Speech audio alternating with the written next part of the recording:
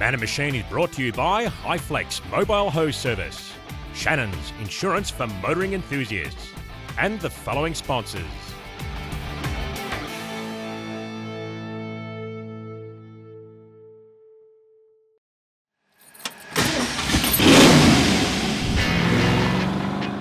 Yeah, baby!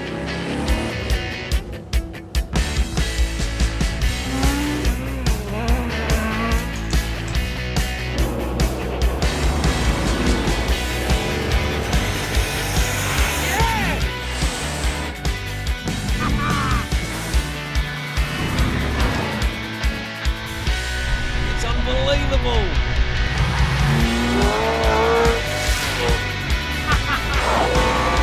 Bring it on! Welcome to Man and Machine. This episode we talk to a man who's had a lifelong dream. That dream was to own every type of car that he's ever desired. He started with nothing and has worked hard all of his life to achieve that goal. So how about we talk to the man about his machine?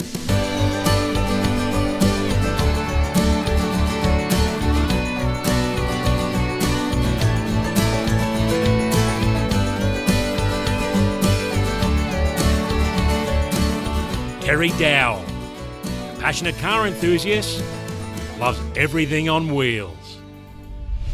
Terry, thanks so much for having us here to look at your magnificent collection.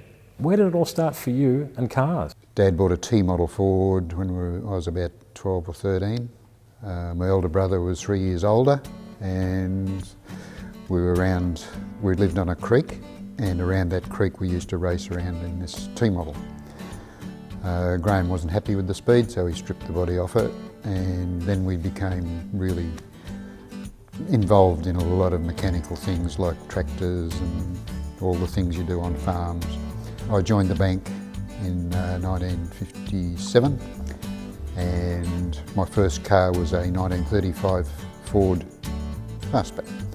There was a car for sale in Bendigo that I really wanted, which is an MG with a V8 motor in it. And Graham said, "You're not having that. You'll kill yourself in that thing." So we decided on a 35 Ford. Driving around with mates, we went to Kerrang one Saturday night after the pictures. And first time after I'd got my licence that I got booked. The policeman said I was doing 60 mile an hour around the town hall clock. And I said, no, the speedo was, but I certainly wasn't.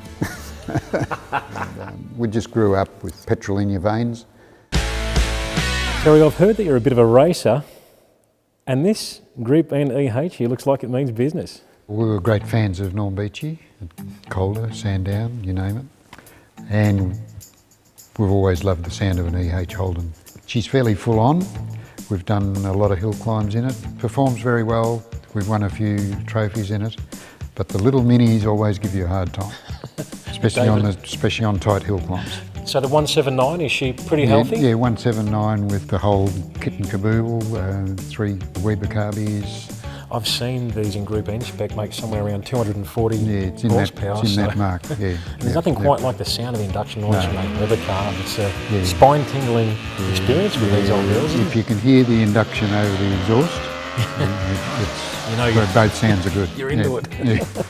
The 64.5 MB Mustang, which with 4 speeds makes one big difference. I do love the Mustang. I do love the 289 engine too. They're just such a beautiful, screaming little engine, aren't they? Yeah, fantastic.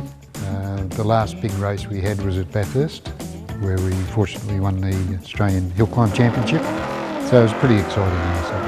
That's an impressive result. I mean, I come from a hill climbing background. I started as a young boy, and I believe there's probably not too many forms of motorsport that would be as exciting as hill climbing, is there? Well, it creates a bit of an adrenaline rush, and it's all over in about 60 seconds, so you've got to really perform in that period of time.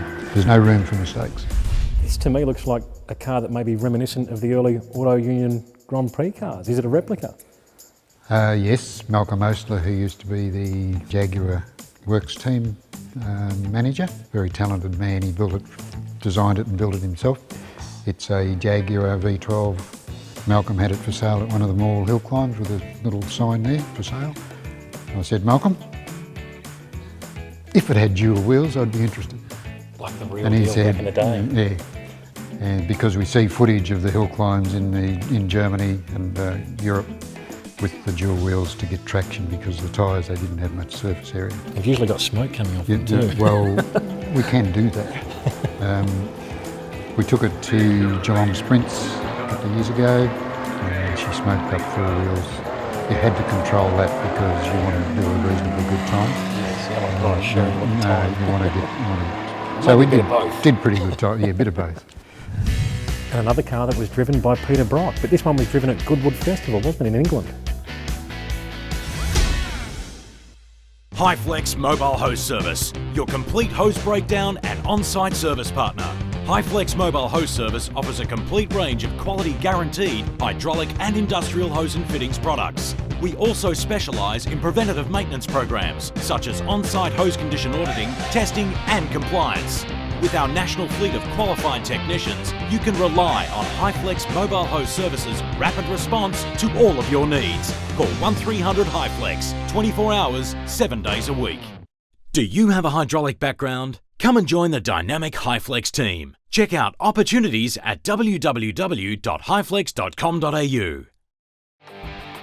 Shannons Club, a hub for motoring enthusiasts. So join, create your own garage, share pics, videos and stories of your current and past machines, connect with other enthusiasts. Be sure to watch Shannons Club TV with a host of dedicated motoring channels, including past episodes of Man and Machine. So jump on board with Shannons Club. I'll see you on there.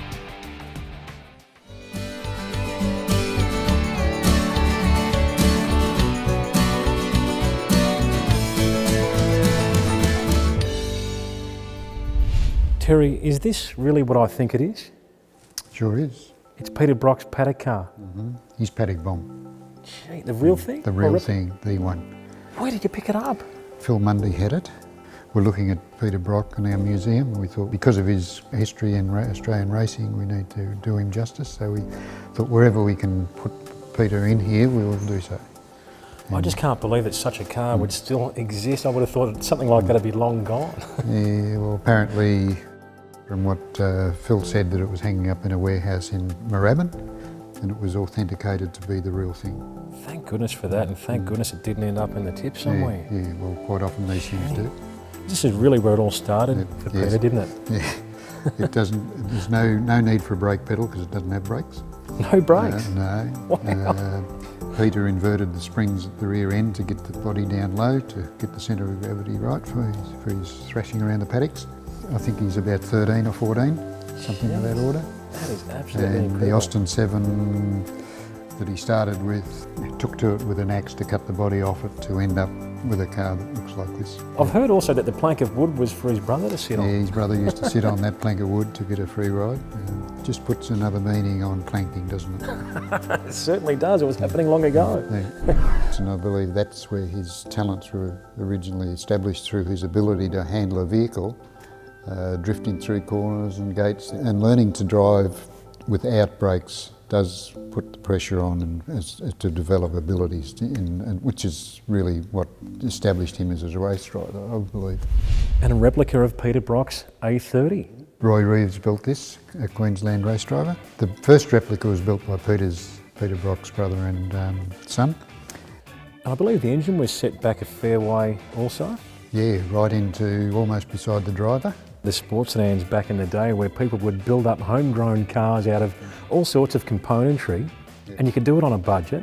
And someone like Peter was able to drive a car just like this one here and get recognised by the almighty Harry Firth from HDT, and that's how it all started for him, wasn't it? Yes, well, Harry noticed him on the track, and he knew if he can drive something mongrel thing like this, he can drive anything, and so that's where the interest took off with Harry Firth. My brother was involved with Peter in the early days. Graham was in fiberglass boat building, and Peter lived in Diamond Creek. Graham lived in Greensborough, and Brocky contacted Graham because he was in fiberglass. He said, Graham, can you do something about putting flares on this Austin A30? I want to put a wider track. It's too narrow. Graham said, yes, I can handle all that for you. So we built up the moulds and did the flares, the bonnet, the doors, the boot lid, all to reduce weight. The front end wasn't satisfactory on the A30, so what was used there was Graham's Triumph Herald front end. Graham's wife Beverly had an E.H. Holden motor, and I think that was one of the first motors they used in that car. So Graham was heavily involved in Brock's evolution. Peter Brock ended up calling Graham King. So there were two kings, Brocky the king of the mountain and Graham the king of the fiberglass. And another car that was driven by Peter Brock, but this one was driven at Goodwood Festival, wasn't it, in England? Yes, 2006 Peter drove this vehicle. Phil Munday principally did the building of the motor car, restoring it from an early model, and Ian Tate helped with the mechanical side of it to get it into full race trim. The car did extremely well. Can they believe the gearing wasn't quite right for the circuit because they ran out of time in evolving the car for that particular track. He still won the St Mary's Trophy for his experience in taking an Australian Aussie legend, iconic car, to the Goodwood racetrack to show the Poms what a real car can do. How it's done. So effectively it was an Aussie assault, wasn't it? Yes. And we're talking about cars like Jaguars, which were far superior dynamically with suspension and brakes, bigger engines, and this little grey-motored 48-215 went over and give him hell. I've seen the footage. It was a bit damp, and he was right there with him, wringing its neck. That's right. It was spectacular. And I see you've got quite a bit of memorabilia too. The packaging, design and everything else, because of our activities and what we do as in a business, design is everything. It's all to be presented in such a way to inspire the person to take interest in it. So it just blows me away that the history of all of that is often lost, and to do what justice for that, we've displayed it all as best we can. I've been to many auctions and many sales. A lot of people come to me with product that, or packaging that we may be interested in. And I've noticed that you've got some vehicles here that belong to some very famous people from years gone by. Yes, 56 Roller, Gregory Peck and Ava Gardner was starring in that movie On the Beach. The 77 Lincoln, Ford Lincoln, beautifully maintained car owned by Paul Newman. There's a nice blue Cadillac, it was owned by Betty Davis. She had it right up to her passing in 1988 or 9, I think it was. We still have some of the registration papers with her signature on them. We all know the song about Betty Davis' eyes. I think she bought the car because of the colour that matched her eyes. Maybe that's a long stretch. It's another level above anything else of that late 40s period. It looks sleek, it's mean. It means business, doesn't it? Aeroflow, famous for our massive range of hose, fittings and performance products, now includes Krypton, the ultimate in lightweight hose and fittings. Check out our new 2015 catalogue including air filters, oil filters, hoses, fittings, engine and transmission parts, fuel systems, tanks, silicone hose, exhaust, air conditioning, turbo and nitrous accessories, tools and equipment, plus all your Aeroflow Outlaw Nitro funny car apparel. Get your free catalogue and shop online at aeroflowperformance.com. Damn, there's just no room under here. There's no need to do this anymore when you can buy a tough lift hoist starting from only $26.50. With over 20 models in their range, including 2-post, 4-post, scissor lift, motorcycle and truck. They're great for storage too. All tough lift hoists have Australian standard certification and work-safe design registration. With an impressive warranty, in-house technical support and installation options Australia-wide, what are you waiting for? Check out toughlift.com.au. I love my tough lift. Rare Spares has over 50,000 product lines and releases over 500 new products every year. Your local Rare Spares distributor has what you need when you need it. And as the only restoration company officially backed by Holden and Ford, we take our part in your project very seriously. Rare Spares, more than just a part in your project.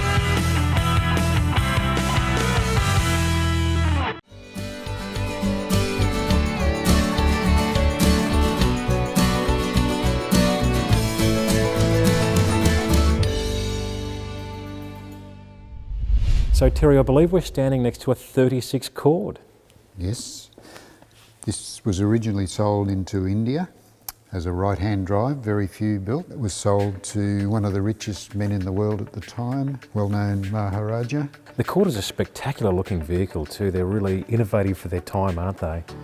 Yes, they were quite often described as a rolling sculpture. When they were first seen on the road in 1936, a beautifully designed car. Tell us about the drivetrain in the car. Front-wheel drive, it's a 4-speed pre-selector and it's a V8 Lycoming, quite a reasonably high-performance motor for a side valve. It's 125 brake horsepower, unsupercharged. Supercharged is about 195 brake horsepower.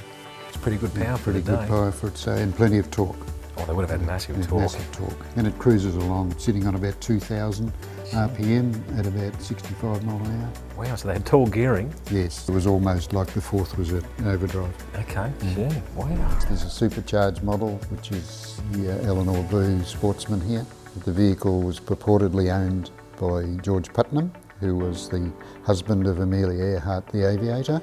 She was very involved with Cord in many ways. She loved the Cord design. She actually took Eleanor Roosevelt up on teaching her how to fly.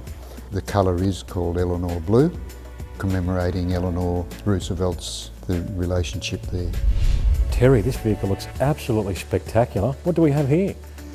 This is an L29 Cord, the first Cord built, named after Eric Loban Cord, who brought into Auburn in about 1921, or introduced there as a salesman to try and help with sales. He took over the company after Wrigley's sold some shares to him. We're talking Wrigley's Chewing Gum? Yes, Wrigley's Chewing Gum. Wow, that's some interesting history. But this is a classic example of innovation again. Front-wheel drive, inboard brakes.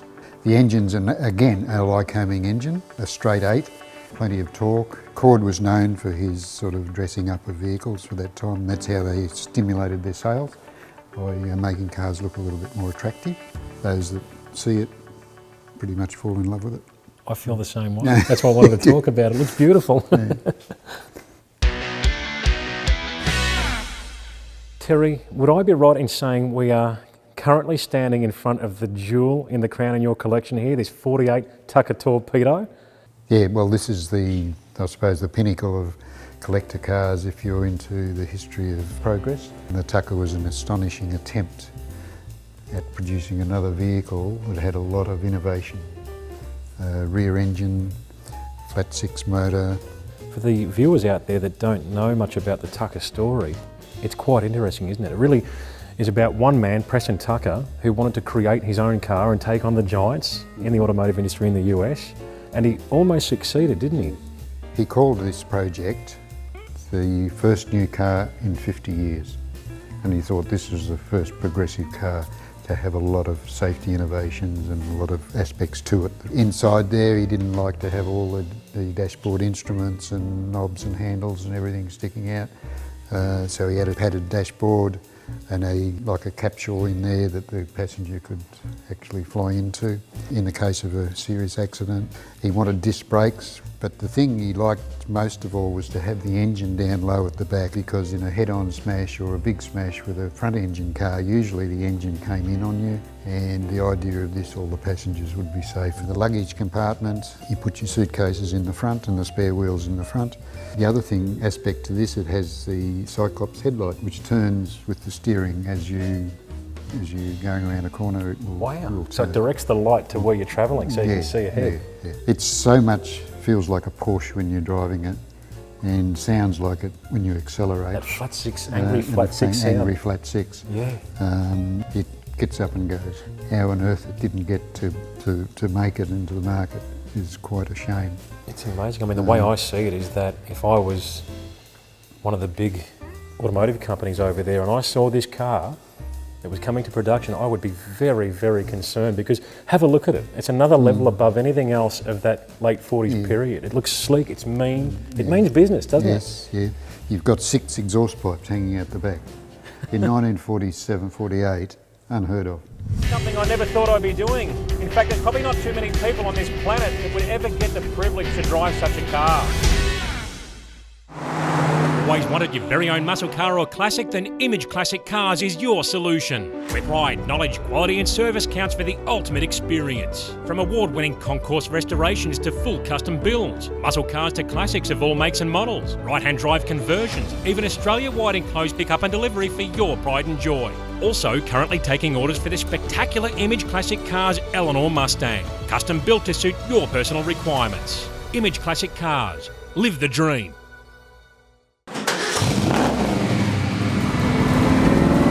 A tough car needs a tough oil, and that's when you need Gulf Western Oil. It's Australian-owned, developed and manufactured in their state-of-the-art production facility. So no matter what you drive, you can be assured you're in the right hands for all your lubrication needs. Gulf Western Oil, the tough Australian.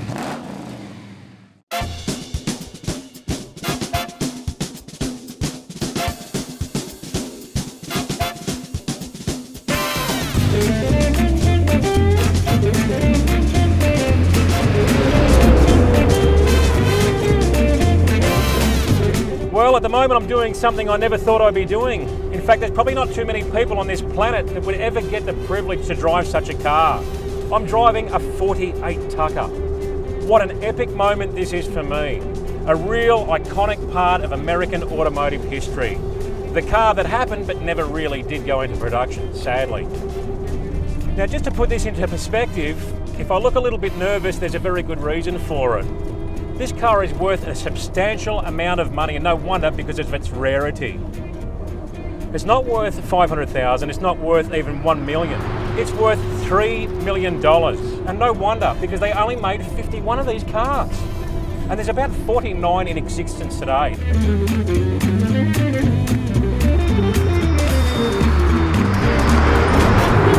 Now, it all started back with Preston Tucker. He was born in 1903 and he loved anything with wheels and an engine. One moment in history that was quite iconic for him was when he built his Tucker combat vehicle, known as the Tucker Tiger.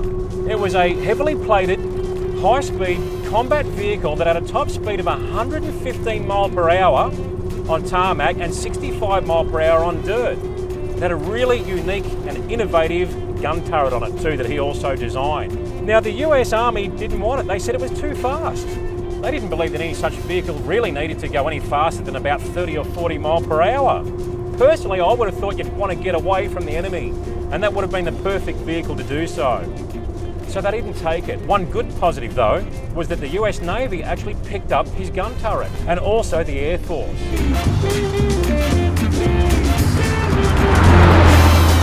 So over the years, Preston Tucker decided he was going to build a car. It was his dream to do so for many, many years, hence what we see here right now. It was a really big deal. They had to raise a substantial amount of money, millions and millions of dollars. Initially they got up to $17 million invested through the stock exchange, and they needed much, much more. They had some help from the government too, because post-war, there was a lot of buildings around that were not being used. He had his eye on one building that was extremely big, a huge manufacturing plant in Chicago that was used for aircraft assembly and manufacturing during the war.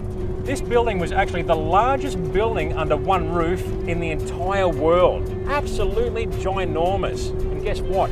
They secured it. It all began. The deal was that they had to build 50 cars within that 1 year period after they got the facility. So they had their work cut out for them because they effectively didn't have a car at the time. So away they went.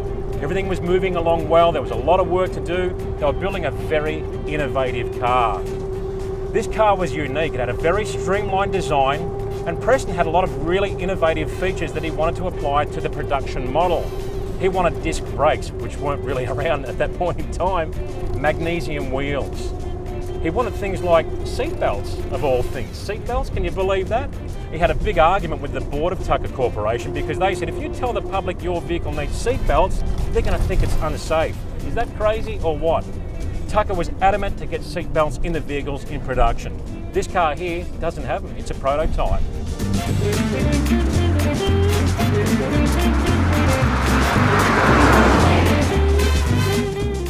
The engine was quite unique too, and believe it or not, it was actually derived from a helicopter. It was a flat six, about 330 cubic inches or 5.4 litres in today's language, had 166 horsepower, and about 375 foot-pound of torque. So it was quite a stout thing in the day. Originally they used a cord-style transmission, which did fail fairly often. Then they went to a newer, unique design for the later of the prototypes.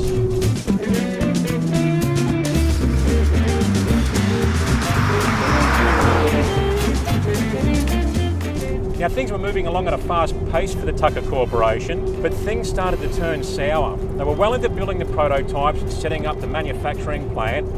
All of a sudden, some bad publicity started coming about. But the media started to dream up a bit of a story that Tucker may have been a bit of a fraud, and he was taking investors' money and wasn't even attempting to build a car. That was so far from the truth. And in the end, the Tucker Corporation associates all got indicted and had to go to court. It was a long, drawn-out battle, and Tucker was trying to actually get his cars up and going and get these prototypes built to meet that 50-car demand that was put upon him. Anyway, it went to court, and the prosecution was trying to destroy him. But it didn't all go that way. There were some witnesses that came in and gave some really good evidence. And basically, in the end, the trial was up and they were found not guilty, which was an amazing result for the Tucker Corporation. But unfortunately, the company was dead and gone by then. The bad publicity absolutely killed the shares. What a shame such a groundbreaking car never got to see the light of day. Now, Preston Tucker was still upbeat and enthusiastic about getting back on track, but sadly, he passed away in December 1956 due to illness. A man that never got to see his dream become reality.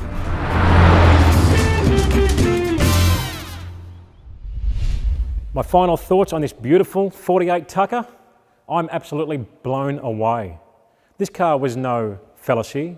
It was no joke. It was real. It was ready to go into production. It is so perfect in every way. The body and panel fit, the paint quality, the drivetrain, the dynamics of the vehicle and the way it drives. This thing would have taken the automotive world by storm.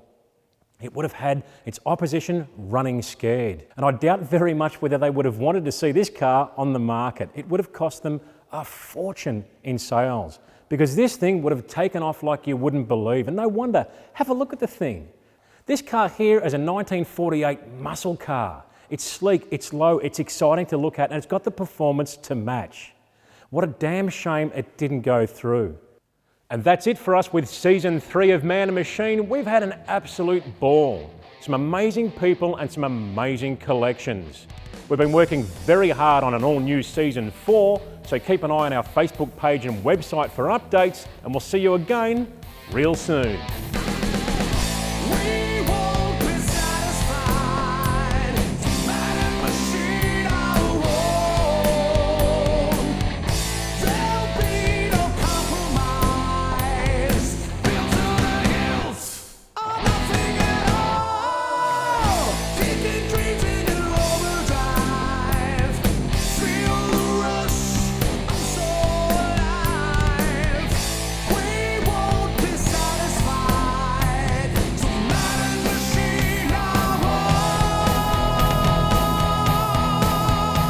Man and Machine is brought to you by Highflex Mobile Hose Service, Shannons Insurance for Motoring Enthusiasts, and the following sponsors.